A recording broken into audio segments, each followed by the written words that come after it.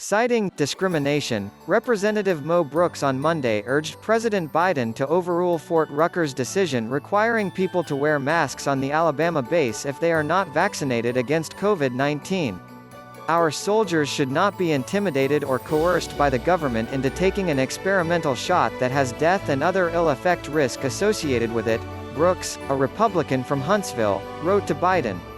Last week, the Montgomery-area base's commanding officer issued General Order No. 12, which requires both soldiers and civilians to wear masks unless they can show proof of vaccination against COVID-19.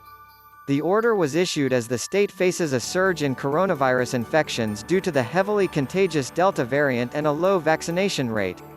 Brooks claimed the Alabama base's order was discriminatory because naturally immunized military personnel at Fort Rucker, or those who were infected with COVID-19, still need to wear a mask. The congressman also suggested, without evidence, that it may be proven that wearing a mask is harmful.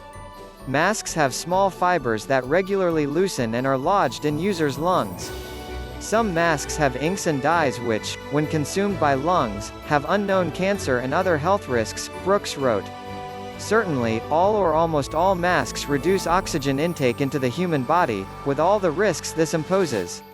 There is also the unknown risk that, in the heat and humidity of summers in the South, heat stroke risks increase among mask wearers.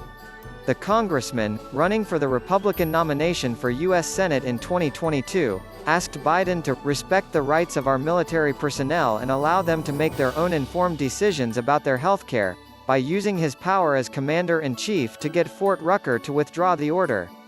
America's men and women in uniform fight for the very liberty and freedom Fort Rucker's leadership denies them.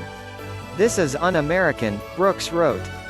Whether or not to choose to receive a vaccine should be strictly between the patient and doctor after weighing the benefits and risks. Nowhere in the phrase doctor-patient confidentiality is the word employer included.